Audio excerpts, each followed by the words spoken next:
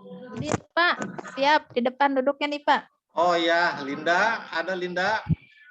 Ada Pak, saya selalu hadir. Ada Nuraini, Ada Pak hadir. Eva Novita. Tidak hadir Eva Novita. Wah, Eva itu asisten saya nih dipanggil. ada Denny Suhendar. Denny Sunandar. Oh, Denny Suhendar. Sunandar. Maaf, salah tulis nih di absensinya ya. Ada, selalu hadir. Ya. Barusan dari belakang. Teti, ada. Acem. Ani Septiani. Ada Aku Pak lagi ke Hadir. kantin. Yawati. Hadir Pak. Ya, dan Marlina. Hadir, Pak. Ada yang belum di absen di sini di kelas ini? Ya mungkin saya lupa ya. Ya. Karena ya nulis saja saya lupa tadi ya, sampai botak begini pala saya nih. Aduh, bener. Ya. Iya, ya anak-anakku semua untuk hari ini ya sebelumnya kita udah belajar inflasi ya. Ya mungkin anak-anak udah tahu semua masalah inflasi, kemudian bagaimana pemerintah melakukan inflasi tersebut agar perekonomian kita ini bisa berkembang kembali ya.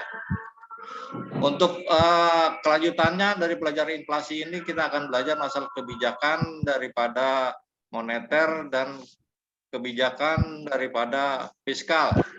Tapi sebelum saya menayangkan video ini, saya harapkan saya akan membagikan kelompok ya, masing-masing 3 orang gitu ya.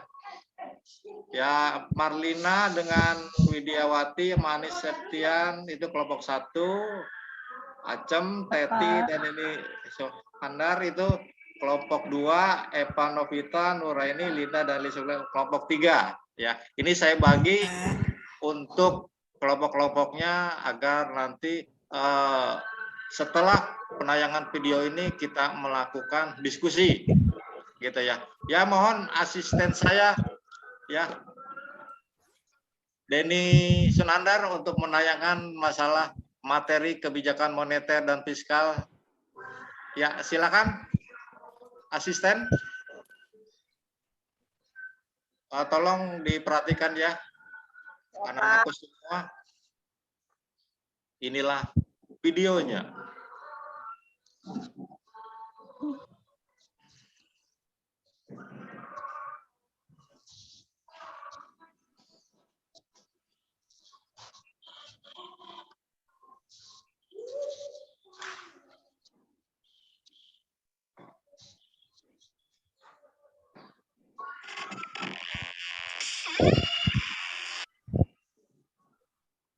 Assalamualaikum warahmatullahi wabarakatuh. Selamat datang kembali di Ruang Belajar. Pada kesempatan kali ini kita akan belajar bersama tentang kebijakan fiskal dan kebijakan moneter. Apa saja yang akan kita pelajari pada video pembelajaran kali ini? Kita akan mempelajari 4 hal. Pertama, pengertian, tujuan, dan instrumen kebijakan fiskal. Yang kedua, pengertian, tujuan, dan instrumen kebijakan moneter. Yang ketiga, perbedaan kebijakan fiskal dan moneter. Dan yang keempat, bagaimana penerapan kebijakan fiskal dan moneter di Indonesia. Kita akan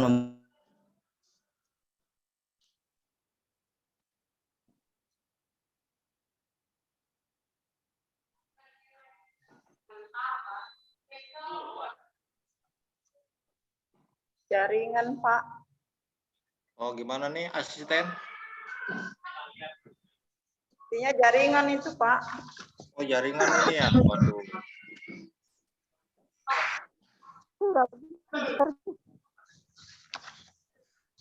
bahas kebijakan.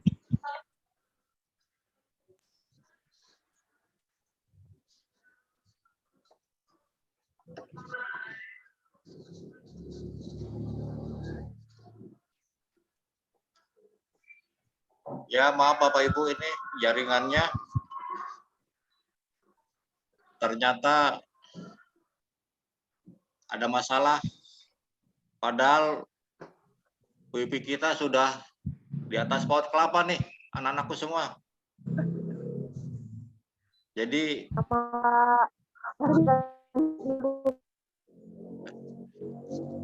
Ya. Dilanjut Bapak Ibu.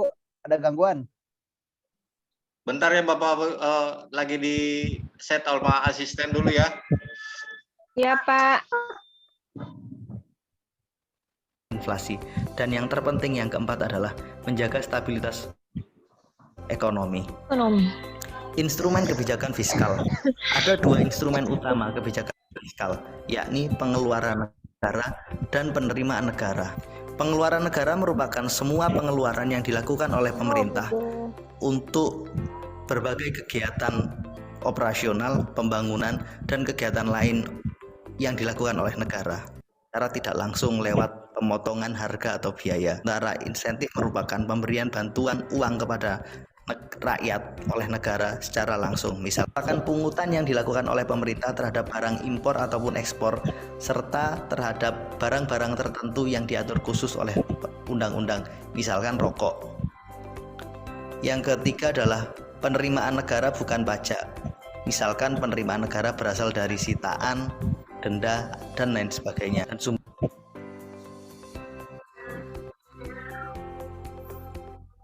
menurut Kamus Besar Bahasa Indonesia, moneter berarti mengenai uang atau berhubungan dengan keuangan. Secara ekonomi, kebijakan moneter memiliki makna kebijakan yang diambil oleh negara, dalam hal ini otoritas moneter, otoritas keuangan, untuk menjaga stabilitas ekonomi sebuah negara dengan cara melakukan pengaturan terhadap peredaran uang. Kebijakan moneter. Ada 4 tujuan utama kebijakan moneter. Pertama, menjaga stabilitas ekonomi negara. Yang kedua, menjaga keseimbangan neraca pembayaran. Yang ketiga, menjaga stabilitas harga dan menekan inflasi. Dan yang terakhir, mendorong tumbuhnya lapangan kerja baru. Maka negara mengambil kebijakan ekspansif. Kebijakan ekspansif baik fiskal ataupun moneter bertujuan agar daya beli masyarakat meningkat. Kebijakan ekspansif fiskal ditempuh dengan meningkatkan pengeluaran pemerintah dan mengurangi penerimaan pemerintah dari sektor pajak, membuat masyarakat bergairah untuk melakukan belanja sehingga daya belinya meningkat. Dengan mengurangi nilai bunga, maka masyarakat enggan menabung mengingat bunganya rendah. Di saat yang sama, masyarakat juga akan sangat terbantu karena bunga bank yang rendah membuat mereka mudah melakukan aktivitas bisnis. Kebijakan ekspansif dilakukan secara bersama-sama, baik ekspansif moneter maupun ekspansif fiskal, mengingat kebijakan moneter dan kebijakan fiskal merupakan satu kebijakan yang utuh yang dilakukan oleh sebuah negara walaupun dijalankan oleh institusi yang berbeda. Berikutnya, kebijakan kontraktif. Kebijakan ini juga disebut sebagai kebijakan pengetatan. Pemerintah menerapkan kebijakan pengetatan dikarenakan terjadinya laju inflasi yang tinggi. Harga-harga mengalami kenaikan yang mengakibatkan terjadinya penurunan daya beli masyarakat. Kebijakan kontraktif secara fiskal dilakukan dengan mengurangi belanja negara, menaikkan pajak, mengurangi subsidi. Sedangkan dari sisi moneter, kebijakan kontraktif dilakukan dengan cara menaikkan suku bunga, menaikkan cadangan kas di dalam bank umum. Dengan menaiknya suku bunga diharapkan jumlah uang yang beredar semakin berturun. Begitu juga dengan menaikkan cadangan kas dalam bank umum membuat bank berhati-hati atau sangat selektif dalam memberikan kredit karena mereka punya batas cadangan kas yang harus dijaga, sehingga uang yang ada di dalam kas bank tidak digunakan untuk menyalurkan kredit secara keseluruhan kepada masyarakat.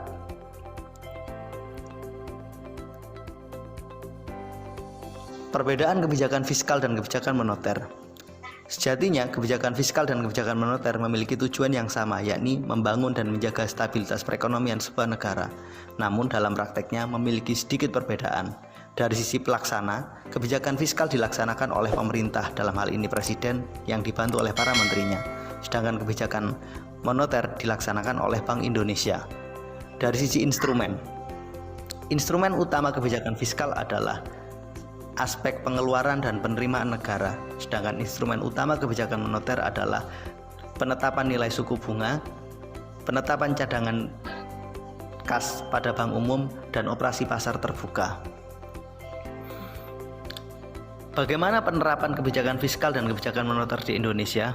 Kita tahu hari ini kita sedang menghadapi kondisi pandemi COVID-19. Pandemi ini telah membuat perekonomian mengalami penurunan. Menghadapi kondisi tersebut, maka pemerintah menerapkan kebijakan ekspansif, yakni sebuah kebijakan yang berupaya untuk mengatasi penurunan kondisi perekonomian.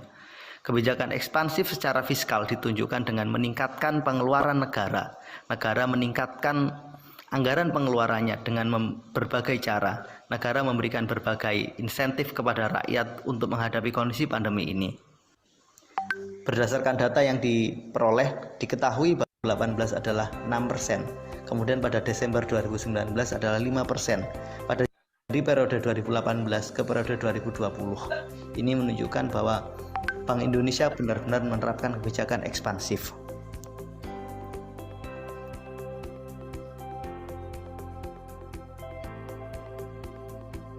Ya, anak-anakku semuanya, kita sudah selesai melihat dan menanyakan masalah kebijakan fiskal dan kebijakan moneter. Ya, saya harapkan di sini adalah didiskusikan masalah fiskal moneter ini tadi kepada masing-masing peserta. Adapun yang harus diskusikan adalah ya, tolong dicatat ya untuk masing-masing kelompok ya. Kebijakan moneter yang dilakukan pemerintah Indonesia untuk mengatasi masalah perekonomian ya. Jadi dua-duanya akan mempunyai tujuan sama, baik kebijakan moneter ataupun kebijakan fiskal ini adalah untuk mengatasi perekonomian. Coba masing-masing nanti peserta mengungkapkan apa sih yang dilakukan pemerintah dalam memperbaiki ekonomi ini ya, melakukan perbaikan ekonomi ya dalam keadaan pandemi seperti ini tadi tuh, apa dan upaya bagaimana pemerintah secara real atau nyata di Indonesia ini ya. Ya, saya kasih waktu sekitar 5 menit untuk nanti masing-masing mengemukakan pendapatnya apa dan bagaimana pemerintah melakukan kebijakan fiskal ataupun kebijakan moneter dalam perbaikan ekonomi ini ya. Silakan anak-anakku untuk diskusikan dengan kelompoknya masing-masing. Saya kasih waktu 5 menit ya.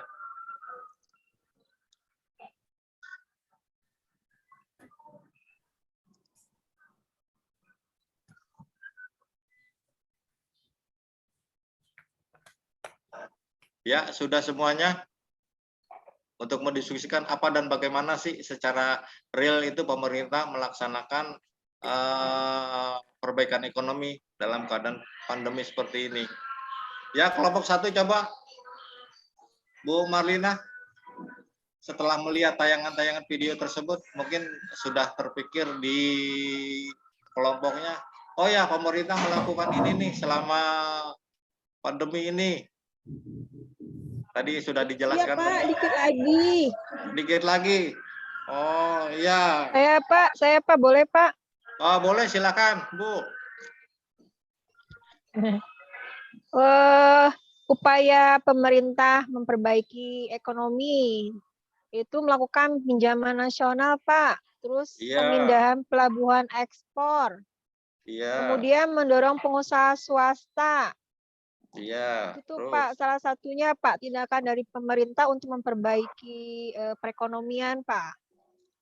Ya, bagus. Ini kelompoknya ya. Jadi juga paham bahwa itulah yang dilakukan pemerintah untuk mendongkrak keadaan ekonomi kita. Ya mungkin nanti tambahannya adalah coba dengan UMKM itu digiatkan kembali. Karena apa? Ini sektor yang paling urgen, yang paling bawah, yang mana di UMKM ini lapisan bawah untuk lebih bergerak lagi ya. Coba yang lainnya. Ya, Pak. Nuraini. Ya Pak, yang fiskal lagi ya Pak. Iya. Ya, untuk menanggulanginya meningkatkan hasil produksi Pak.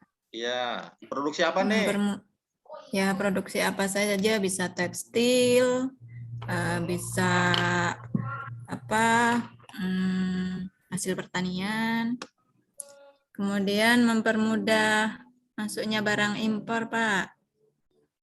Caranya dengan bagaimana nih? Ya, jadi aturan dari negara itu tidak terlalu diperketat gitu biar barang impornya bisa masuk. Kemudian menetapkan harga maksimum, jadi pedagang itu tidak sesuka hati menaikkan harga gitu, Pak. Iya. Kemudian yang terakhir melakukan pengawasan dan distribusi barang, Pak. Jadi tidak ada yang menimbun barang yang dibutuhkan masyarakat. Iya, nanti kalau ditibur benar pada ini ya, harga pada melonjak ya. Iya.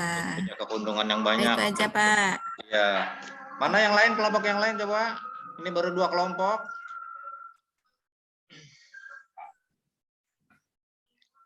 Ayo asisten, gimana asisten nih? Wah, yang asisten pasti bisa ini asisten nih, karena sudah mempelajarinya nih. Ya, asisten Denny. Pusing Pak, terlalu banyak Pak. Terlalu pusing. Pusing. Ya, nanti saya kasih pil dagorin ya.